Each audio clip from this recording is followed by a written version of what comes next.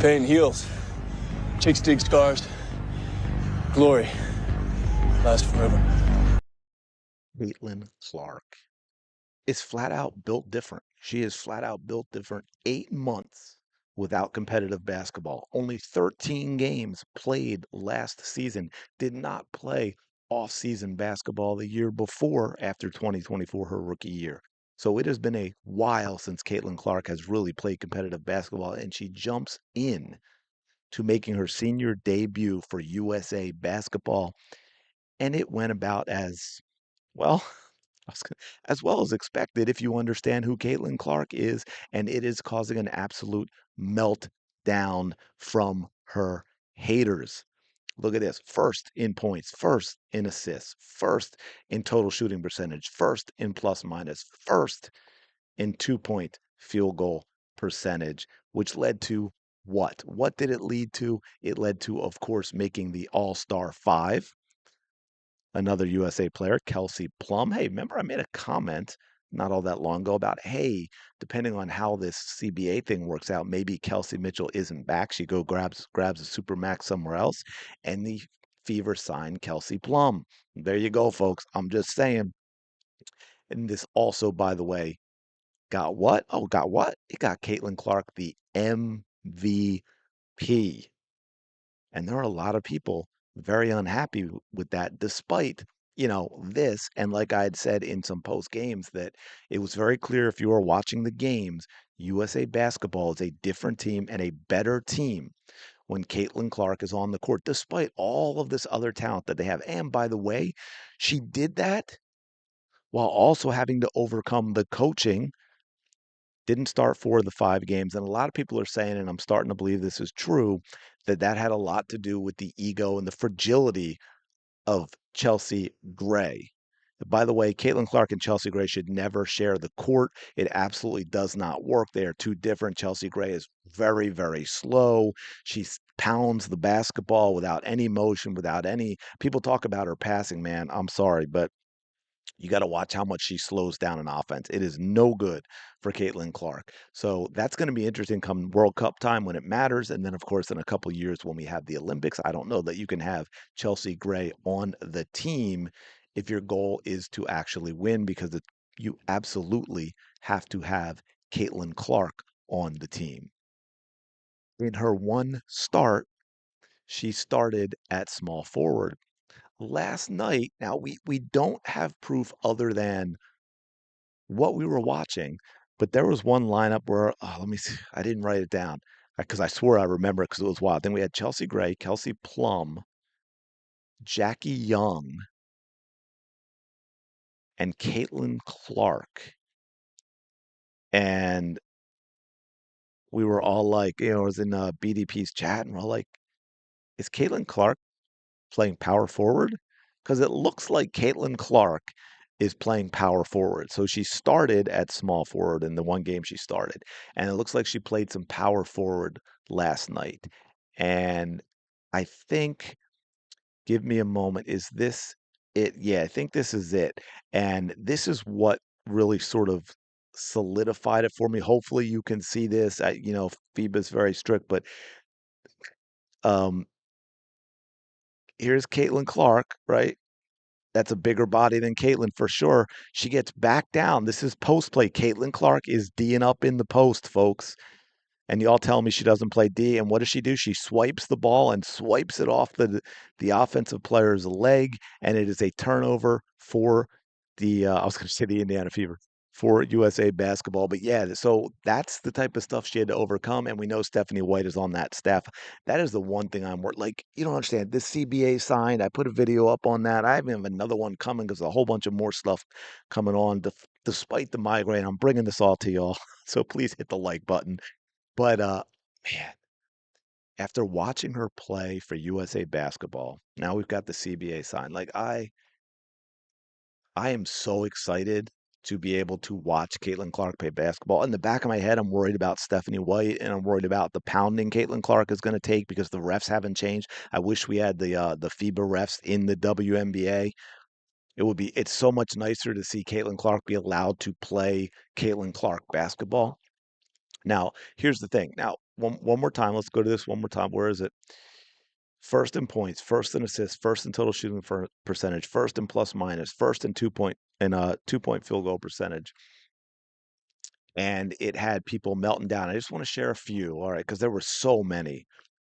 Right now, being efficient doesn't necessarily make you more valuable. Once again, I'm not the only one who thinks that. Ryan had a bigger impact, so we can just agree to disagree. Okay, so and like I says, but in college, the efficiency is their bread and butter, right? Remember, it was all, oh, Page is more efficient, Page is more efficient, Page is more efficient. Well, now Caitlin's more efficient, and it doesn't matter. We're going to get to the Ryan thing in a second as well because that was a big one. It's a popularity contest. Also, there shouldn't be an MVP. Oh my God, the participation trophy generation has just broken us. It's a team of stars who have to mesh together to win. Yes, and there, no matter who is on a team, there's a most valuable player among those stars, and that is absolutely Caitlin Clark in this situation. All right. Oh, that is, I'll get to that in a second because I think Ryan Howard has been robbed. They gave it to the person most points on the best team. If Ryan had went off in the Spain game, it would have been closer. Oh, but stats aren't everything though. Ryan impacted multiple games and had at least one POT player of the game trophy. She had two, but that doesn't matter. She was dominant player overall. She wasn't. So here's the thing to that point. And I think I had one more comment that was kind of funny. Yeah, I don't see how you give MVP to someone who didn't even win player of the game once. Ryan won twice and put up big numbers. Well, that's where you're not having an outstanding game that gets you player of the game and doing that periodically doesn't necessarily mean you're most valuable player over time. And to that point, Ryan Howard had, first of all, you could argue both of those games that Ryan got it, Caitlin should have, because that one game Ryan got it included the game Caitlin Clark had 17 points and 12 assists, yet she did not get player of the game. And in the other three games, Ryan Howard had 6 points, 5 points, and how many did she have against Spain? I'll give you. The one game that you could argue was actually close, it started separating because of Caitlin Clark with a logo three and then a great pass to Angel Reese for a bucket. And I will say this, I'm going to say this too. Those two do play well together. It's kind of interesting, given everything that's gone on and all of that Caitlin Clark and Angel Reese do have. Now again, I because it was fair to point out in game one the way Angel Reese was playing and bringing up the ball and all, but when they're not doing that, when Angel's not bringing up the ball, the two of them do have some chemistry and they play well together, which is wild. But yeah, so Ryan Howard in the biggest game, really the only big game for USA basketball that was relatively close against Spain, came up with a zero burger. Nothing burger, 0 points. She had two good games. Arguably, you could have said Caitlin Clark was the player of the game in both of those, but they played 5 games, folks. And the one game that was legit against Spain, Ryan Howard did not show up. All the Stan War stuff aside, Cece was not the MVP, and then I mean, it could go on and on and on.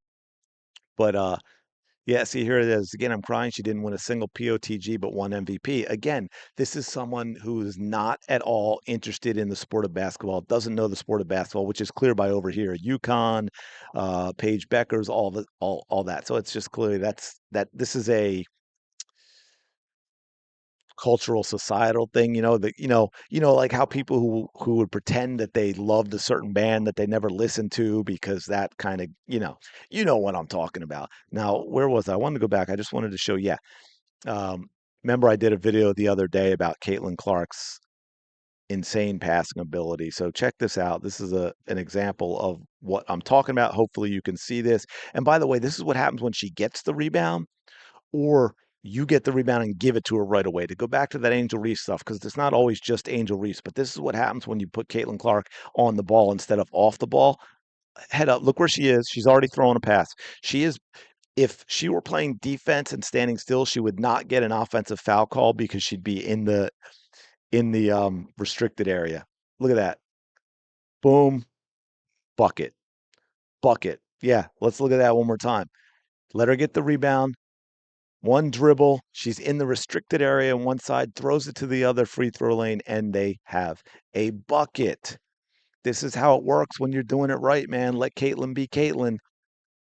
I already showed you the defense one. I thought I had one other one that I wanted to show you. Yeah, yeah, yeah. Here, we're just going to show this for fun because we didn't get to enjoy it enough last year. Hopefully, Steph doesn't take this away. This is one of the things that makes it so difficult for a defense because, look, take everything else away. People talk about, oh, she only shoots threes, right? Still that nonsense. But let's say that were true, it still makes it so difficult on a defense because the defense can't be compact. It has to spread out further than most defenses would because you have to respect that range from Caitlin Clark, which means it gives you more court to cover, which means it gives it more opportunities for the offense to find spaces to make buckets elsewhere.